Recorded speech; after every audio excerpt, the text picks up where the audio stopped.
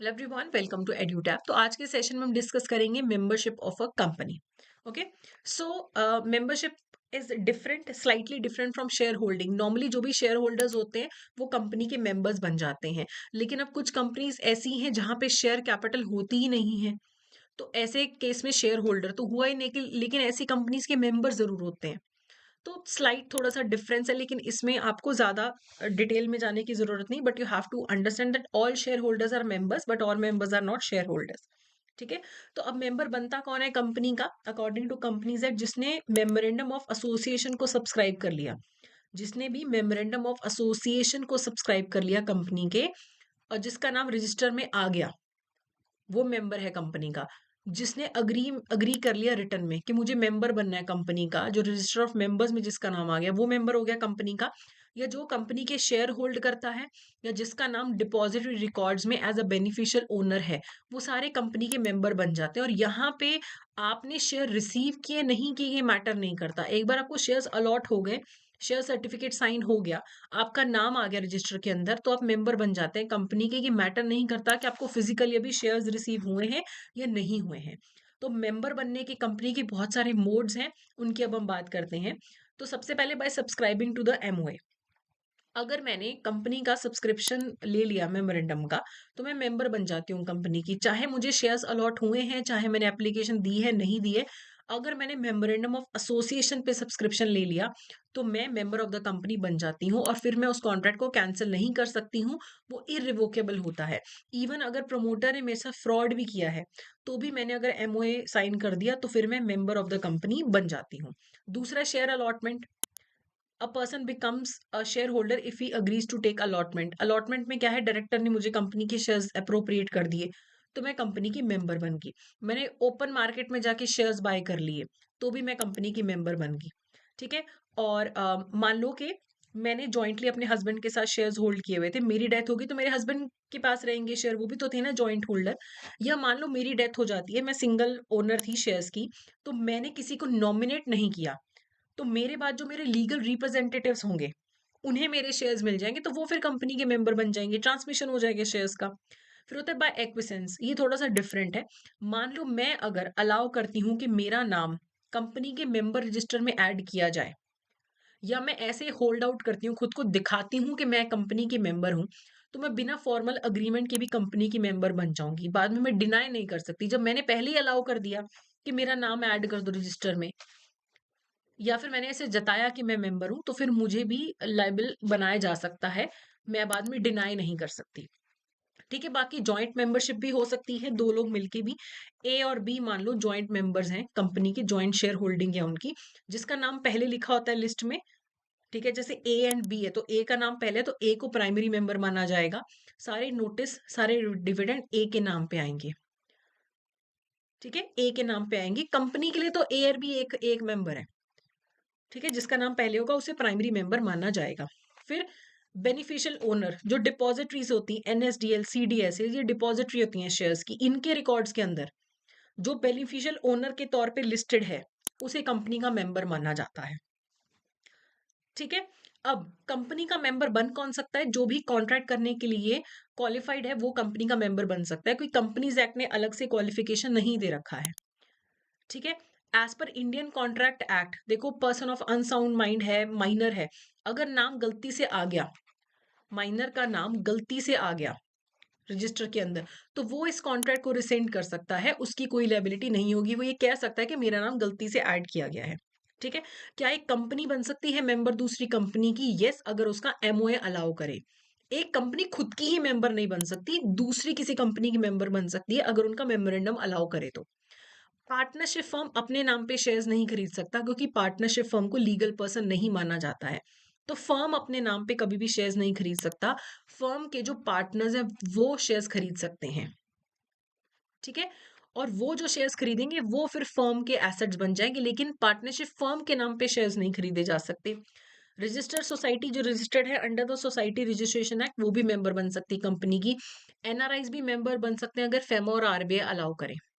Fictitious person, नकली person, कभी भी कंपनी के मेंबर नहीं बन सकता है। कोई नकली नाम से कोई मेंबरशिप लेना चाहे तो 5 साल तक की सजा हो सकती है।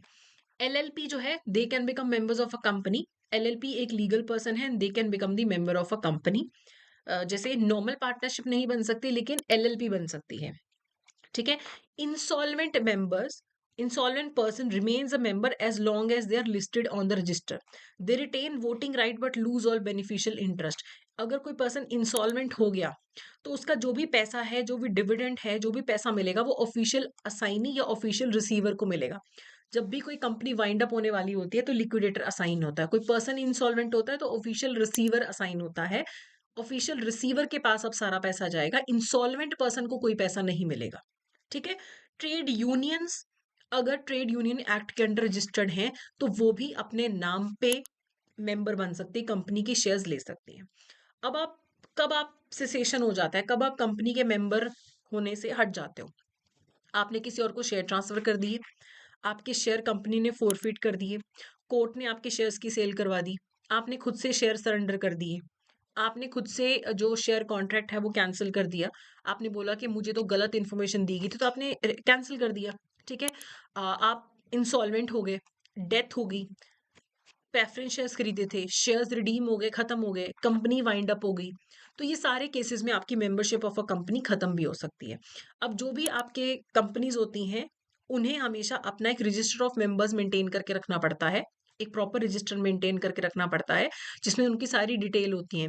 कि पहली बात तो रजिस्टर में दिया होगा कि कौन से टाइप के शेयर्स हैं, इक्विटी प्रेफरेंस है, इंडिया में रहता है इंसान या इंडिया के बाहर है, ऐसे डिबेंचर का भी एक रजिस्टर मेंटेन करना पड़ता है, सारे टाइप की सिक्योरिटीज का अलग अलग रजिस्टर मेंटेन करना पड़ता है। जो आपके बेनिफिशियल ओनर्स इंडिया के बाहर के हैं, उनका अलग से फॉरेन रजिस्टर मेंटेन करना पड़ता है। अगर आप रजिस्टर्स नहीं मेंटेन करते हो तो कंपनी पे 3 लाख रुपए, और जो भी ऑफिसर्स इन्वॉल्व हैं 50,000 रुपए तक की उन पे पेनल्टी लगाई जा सकती है, अगर रजिस्टर ना मेंटेन हो।